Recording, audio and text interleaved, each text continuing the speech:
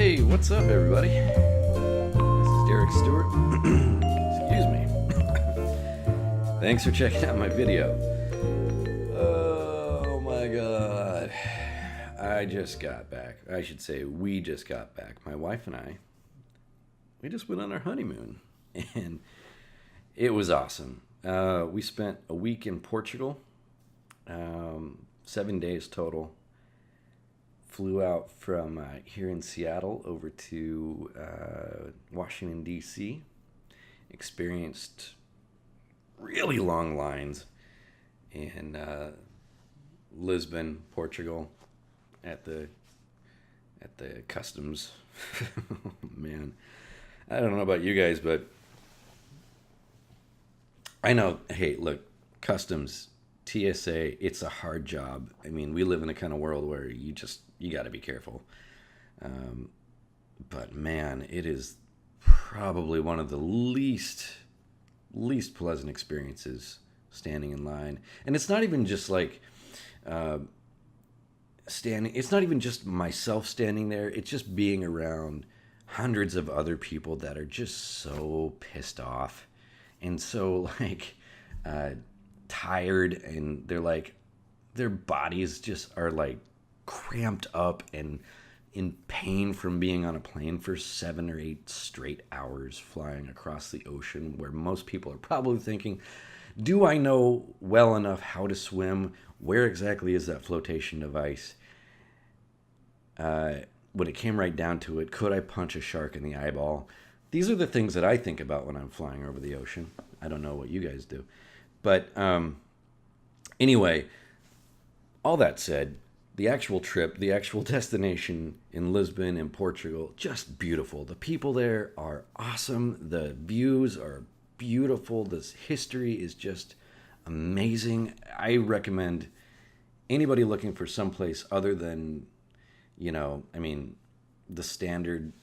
I love Hawaii and Mexico. Those places are awesome. But like, if you want to try and kind of get out of your comfort zone and try something new, and maybe it's not one of those places that's right at the top of your mind when it comes to vacation destinations, I really recommend going to check out Portugal. It's super cool, man.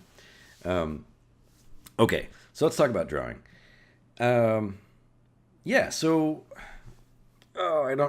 hate doing commentary on drawing because I feel like what do I have to say? I feel like kind of like, like when actors get all kind of embarrassed about talking about their process and stuff. I'm kind of the same way when it comes to drawing, because I just kind of do it, and I practice all the time and stuff. But okay, now I'm getting into that kind of douchebag kind of commentary, so we're gonna skip that and go back. Okay, so a few weeks ago, I think about a month ago, I got contacted by a cosplayer. Her name is Joni Brosas, or Brosas, or she likes to go by Joe Bro. And she asked me to do kind of a pin-up pose type of thing for that was initially just sort of a silhouette that she was going to use for a stamp to put on her. I think she does like prints and stuff like that for her fans on Patreon. And she ultimately wanted to continue on with that pose that I started and add. She does like a Princess Leia in like the Return of the Jedi, metal bikini thing. And she asked me to go ahead and put that on that pose and kind of detail it out in digital ink and paint and stuff like that. And so that's what I did. And that's where we are. And with my last drawing, I kind of made I don't want to say mistake because it was a learning process, but I made the choice to try and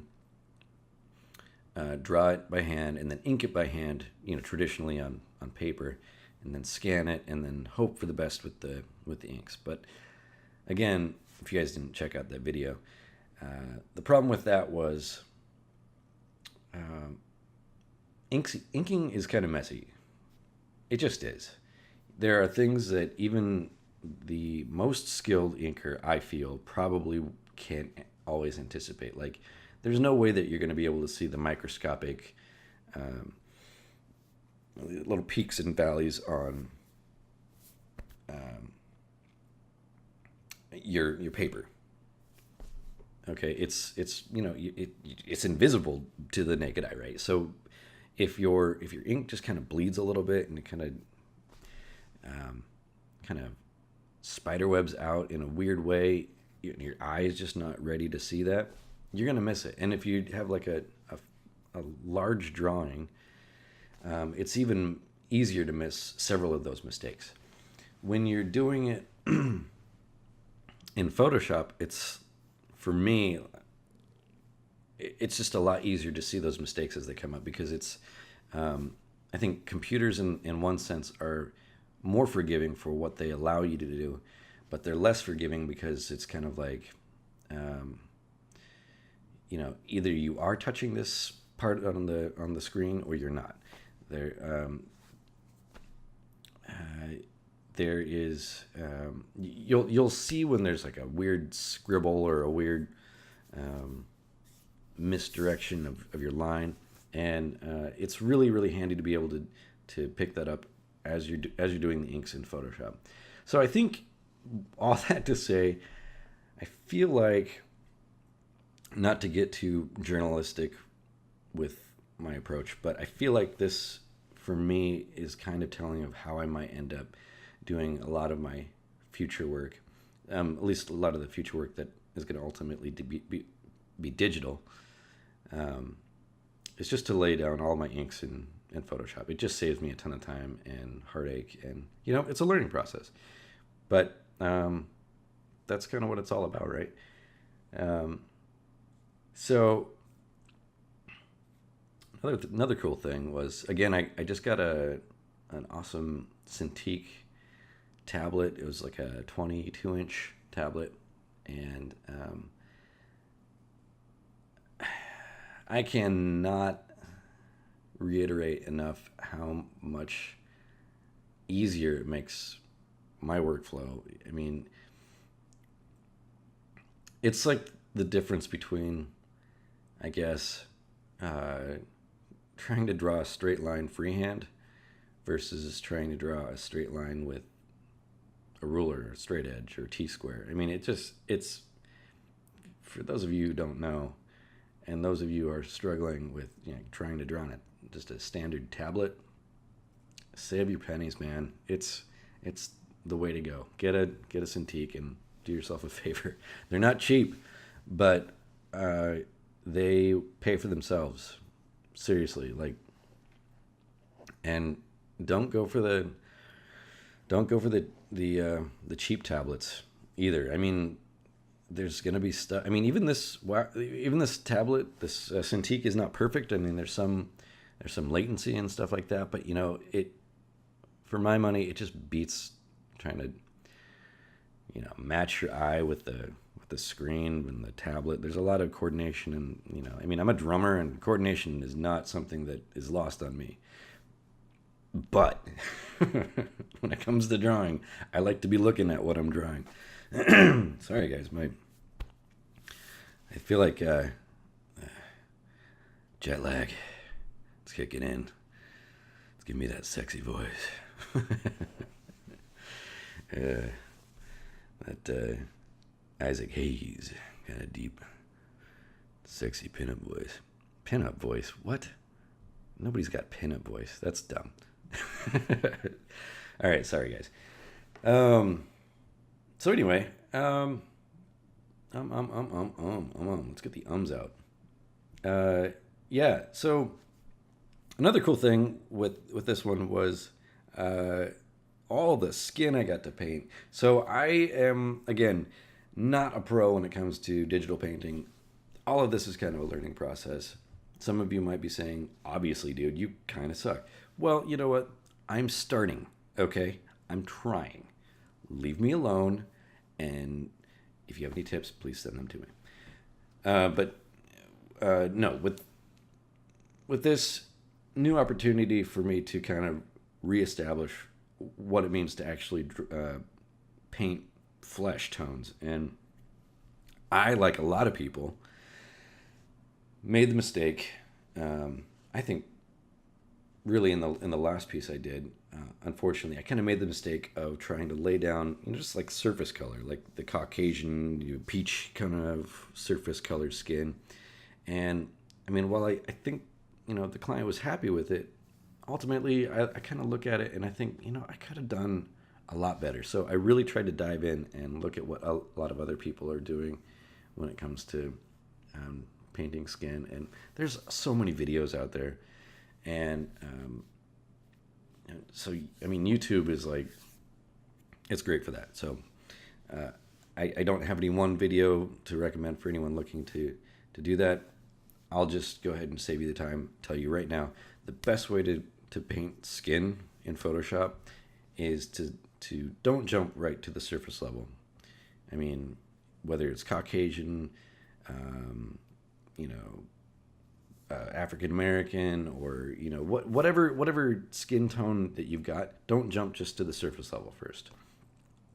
You want to start with a subdermal kind of thing. Okay, so in this case, I kind of wanted to have sort of a tan sort of look, which meant to me I wanted to have sort of a deep maroon subdermal layer.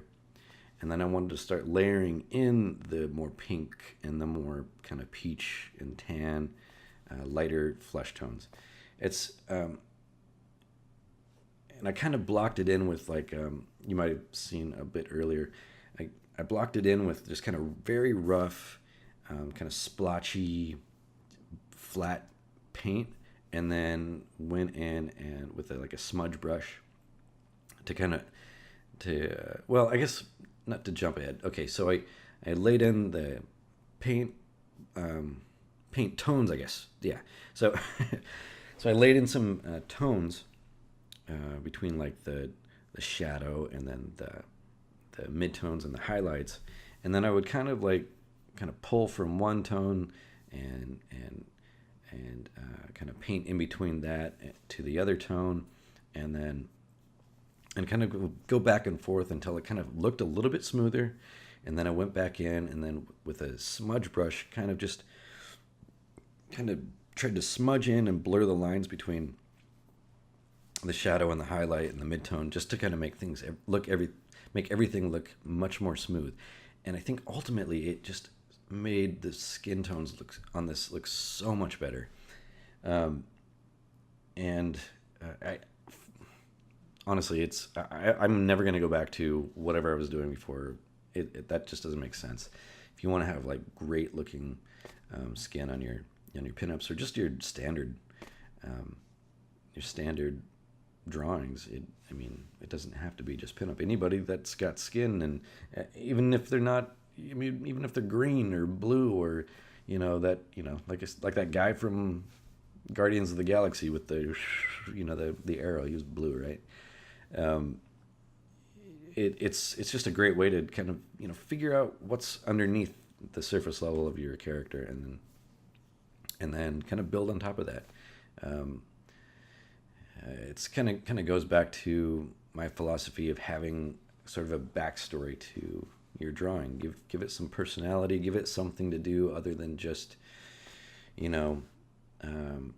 being there. I mean, for this, it's much more subtle. It's much more of a nostalgic sort of thing with Princess Leia, but it's a little bit cheeky. It's a little bit fun and cute, but it's to me it's kind of reaching into some kind of it's very subtle story or personality, and but you got to think deeper than the surface level, I guess, is what I'm just trying to say.